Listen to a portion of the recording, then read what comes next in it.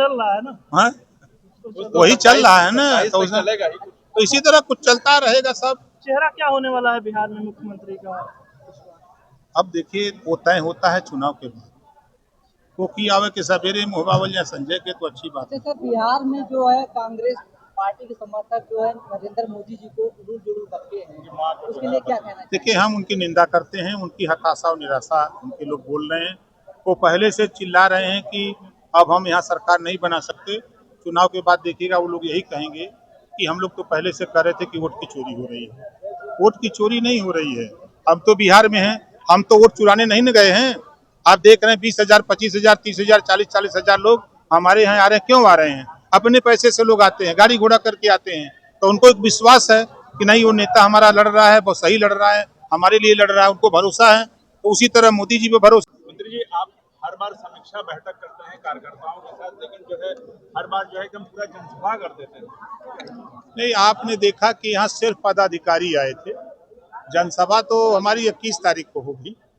ये तो जो हम लोगों ने गाँव में गरीबों के, कमजोर लोगों के सहायता के लिए, चाहे वो थाने की समस्या हो, ब्लॉक की, तहसील की, जिले की समस्या के लिए हम लोगों ने नेता बनाया है, उनको बुलाते हैं और उनके माध्यम से उनको बताया जाता है, समझाया जाता है। मंत्री जी, बिहार में आप चुनाव लड़ने के लिए तैयार हैं, आप कितने सीटों पे लड़ेंगे?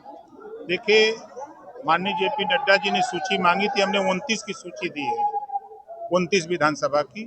काम हम लोग 156 विधानसभा में वहाँ कर रहे हैं, करीब 2 साल से मजबूती से। आप देखते होंगे कि जब हम लोग विधानसभा का भी अरवल का 5 दिन 6 दिन पहले मैं अरवल में था, करीब 20,000 लोग खाली उस विधानसभा अरवल से थे। हमने कहा अरवल से बाहर किसी को नहीं आना है। चाहे हम सीवान, आरा, छपरा, भभुआ, कैमूर, बक्सर, पश्चिमी चंपारण, पूर्वी चंपारण, बेतिया, नवादा, नालंदा, गया, पटना कार्यक्रम करें, चाहे पूर्णिया, कटिहार, किशनगंज, अररिया कार्यक्रम करें। 32 जिले में हम कहीं भी कार्यक्रम करते हैं तो वहाँ भी लगभग धीरे धीरे 50,000 नेता हमने बना दिया है। 2022 में जो जिस तर्ज पे आपने चुनाव लड़ा था, क्या उसी तर्ज पे 2025 में भी लड़ेंगे? 2027, 2025 बिहार एनडीए गठबंधन के साथ मिलकर लड़ेंगे। 70% बातें तय हो गई, 30% बाकी है, तो वो भी चुनाव आते आते तय हो जाएगा। वोटर लिस्ट को लगातार विपक्ष हमलावर है एनडीए पे। देखिए, अगर वो हमलावर है तो कर्नाटक में चुनाव आयोग ने 6.5 लाख वोट कम किया, काटा, और चुनाव आयोग की गड़बड़ी से कर्नाटक में सरकार कांग्रेस की बन गई। तो वोट की चोरी से बन गई है, तो रिजाइन दे देना चाहिए। अब जो लोग सांसद चुने गए हैं, अगर चुनाव आयोग की गड़बड़ी से लोग जीत गए हैं तो इनको रिजाइन दे देना चाहिए। और वोट की चोरी किसने किया? सरदार वल्लभ भाई पटेल जी के साथ वोट की चोरी कांग्रेस ने किया। 1 वोट पाने वाला कांग्रेस प्रधानमंत्री और 13 वोट पाने वाले का वोट चुरा लिया।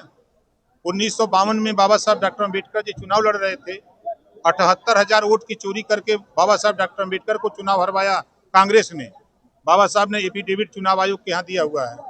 यही बनारस में हम आपका ध्यान आकर्षित करेंगे, श्यामलाल यादव चुनाव लड़ रहे थे, हार रहे थे। रात को जो है ईवीएम, ये वोटिंग बैलेट बॉक्स ट्रकों में भर करके गंगा जी में फेंकवा दिया गया और वोट की चोरी करके रख दिया गया। और जब ये मछली आखेट करने वाले जब जाल डाले, तब उस समय मछली की जगह ईवीएम, ये क्या नाम है, मत पत्र पेटी निकलने लगी। तब देखा गया तो उसमें 10% भी वोट कांग्रेस का नहीं। तो चोरी तो कांग्रेस ने किया है, कितना उनका गुणगान करें। आज वो जा रहे हैं, आप उठा के देखिए, जिस रथ पे सवार हैं तेजस्वी जी, लालू जी, पानी पी पी करके कल चारा घोटाले में फंसाए गए थे तो कांग्रेस को कोसते थे। आज उसी कांग्रेस के रथ पे सवार हैं। अभी अखिलेश यादव जी गए हैं, उन्हीं से पूछिएगा कि मध्य प्रदेश में उन्होंने भाषण दिया था कि कांग्रेस बहुत चालू पार्टी है, कांग्रेस को वोट मत देना, हमको धोखा दिया तुमको भी धोखा दे देगी। और आज कहाँ हैं? कांग्रेस के रथ पे सवार हैं। यही नेता लोग हैं भैया। ये छूट का प्रस्ताव जो भेजने वाले थे उसका क्या हुआ? किसका? एसटी आरक्षण का जो प्रस्ताव, देखिए, वो प्रस्ताव लगभग कंप्लीट है और हमको अंदाज है कि जल्द ही वो प्रस्ताव दिल्ली जाने वाला है। और हमारा अभी फोकस ये है कि जो 27% आरक्षण 1993 से मिल रहा है, उसको हिम्मत नहीं है। यहाँ दाल चावल रोटी सब्जी पूरी बनी है, इसको खाते रहो और दिल्ली में लड़ते रहो। संजय निषाद जी तो अपने समाज के लिए एसटी आरक्षण की मांग एनडीए सरकार में कर दिए हैं। आप कहाँ हैं, क्यों पीछे? किस धरती पे रहते हो आप, कहाँ सुनते हो, आपको पता ही नहीं। दिल्ली में तो उसी के लिए आप दिल्ली में प्रधानमंत्री से मिल करके उस बात को बताया, गृह मंत्री को बताया, मुख्यमंत्री से 17 जिले का सर्वे कराया, सर्वे रिपोर्ट आ गई, जांच भी उसमें पूरी होने जा रही, जांच भी पूरी हो, जिस दिन हो जाएगी रिपोर्ट चली जाएगी। विधायक जी, आपने कहा कि समीक्षा बैठक है और यहाँ पे सभी नेता लोग आए, ये कहीं ना कहीं शक्ति प्रदर्शन को भी दिख रहा है, क्या कहना? देखिए, हमारे पास इतने नेता हैं कि अब आप सोच लीजिए कि मैं कम से कम 3-4 बार हाथ उठवाया कि जो नेता लोग आए हैं वही हाथ उठावे। तो नेताओं ने हाथ उठाया, एक कमिश्नरी के नेता हैं, ये बनारस जिले के ही नहीं है, कमिश्नरी के नेता हैं। ये मंडल स्तरीय कार्यकर्ता प्रशिक्षण का कार्यक्रम था। बिहार में योगी जो है संजय निषाद जी भी उधर जाल बुन रहे हैं। वही जाल नहीं, देखिए ऑल इज वेल। अच्छा ये बताइए, आपके टीबिया पर कैसे चली? कुछ खोकिया न संजय निषाद, कुछ हम लोग न खोकल जाई, तो टीबिया चली? कुछ तो चल रहा है ना। हाँ, वही चल रहा है ना, तो इसी तरह कुछ चलता रहेगा सब। चेहरा क्या होने वाला है बिहार में मुख्यमंत्री का? अब देखिए, वो तय होता है चुनाव के बाद, कोकी आवे के सवेरे मुहबावल या संजय के, तो अच्छी बात है। सर, बिहार में जो है कांग्रेस पार्टी के समर्थक जो है नरेंद्र मोदी जी को उड़ूल जुड़ूल करते हैं, उसके लिए क्या कहना चाहिए? देखिए, हम उनकी निंदा करते हैं, उनकी हताशा और निराशा उनके लोग बोल रहे हैं। वो पहले से चिल्ला रहे हैं कि अब हम यहाँ सरकार नहीं बना सकते। चुनाव के बाद देखिएगा वो लोग यही कहेंगे कि हम लोग तो पहले से कह रहे थे कि वोट की चोरी हो रही है। वोट की चोरी नहीं हो रही है, हम तो बिहार में हैं, हम तो वोट चुराने नहीं न गए हैं।